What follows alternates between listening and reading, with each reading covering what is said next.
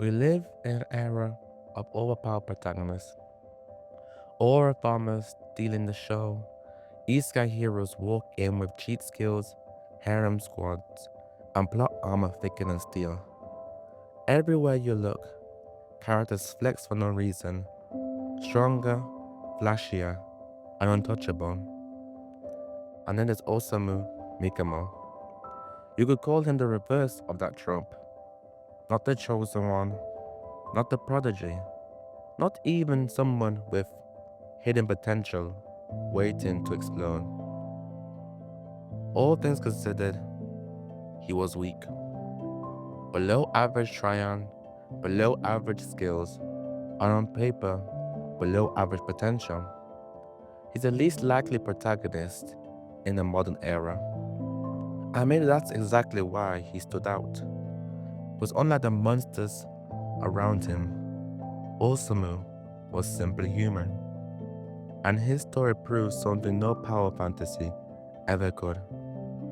That being weak isn't the end of your story. At first, Osamu tried to play the hero, charging in against neighbors, convinced that if he tried hard enough, he could win.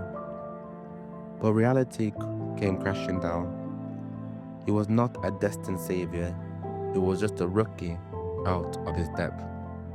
Even when he formed the team, he was overshadowed. Cougar, the battle-hardened ace, Chica, the shy girl with Tryon reserve larger than entire squads, and later Hayase, the outsider with terrifying precision, skill, and potential. And then there was Osamu, the weak link. But here's what makes his story different. Instead of letting his weakness define him, he redefined strength itself. He stopped chasing kills and glory. He stopped pretending he could outpower his enemies.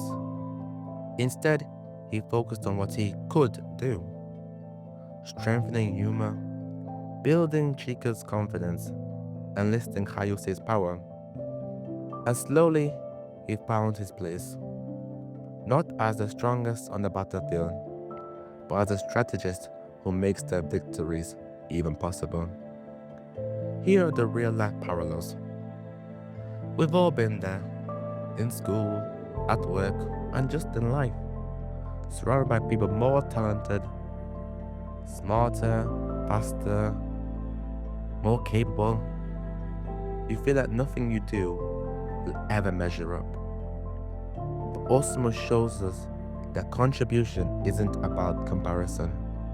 It's about finding the role only you can fill. Osamu's lowest point didn't come against the neighbors. It came in the rank wars when he faced upper tier of B-rank and lost badly. He thought he had to contribute by getting points on his own. That if he wasn't matching humor, kill for kill, he wasn't pulling his weight. But that's the trap of comparison. It blinds you to the truth. His value wasn't in being another ace. It was being the anchor. And that's when the shift happened. With Kitora's guidance, he stopped trying to imitate strength and started creating it. He developed a wire strategy.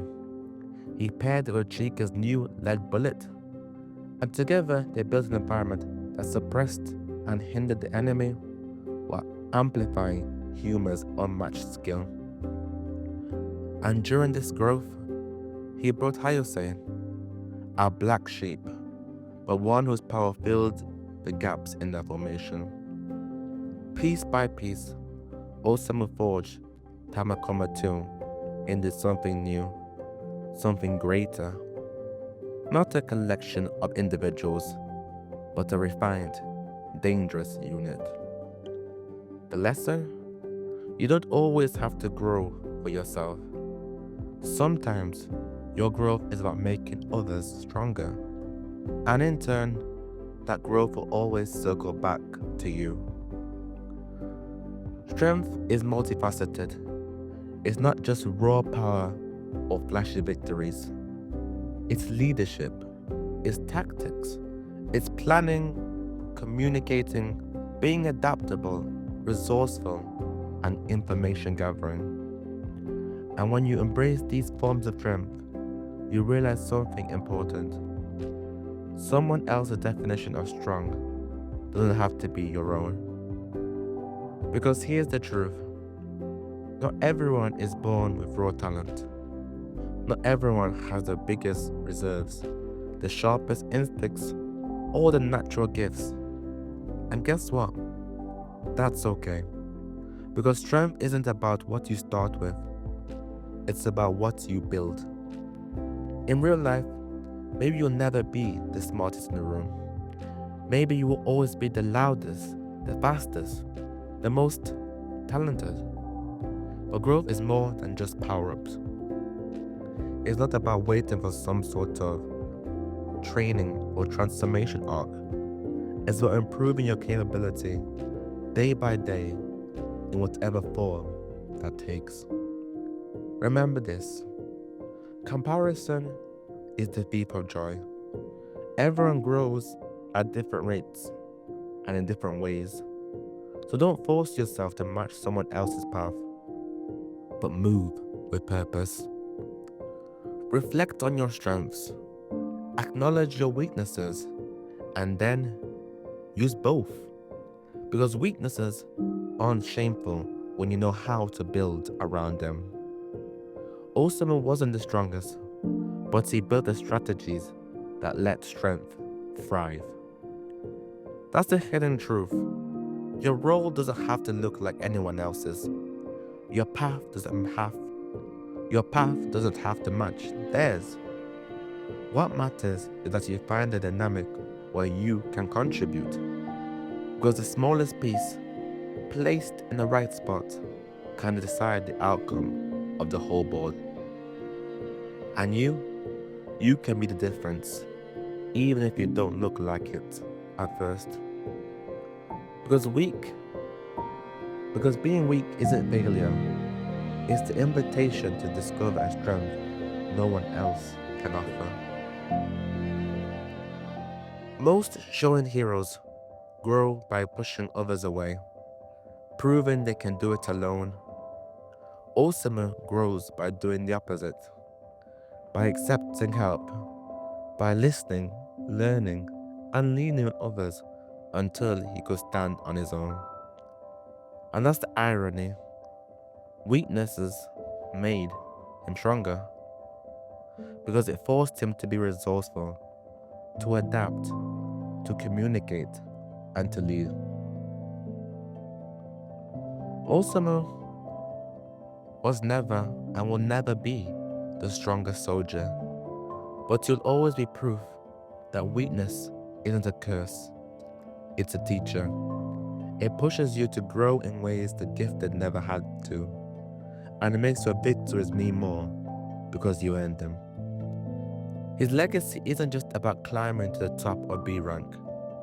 It's about showing that there's more than one way to being strong, and more than one way to matter.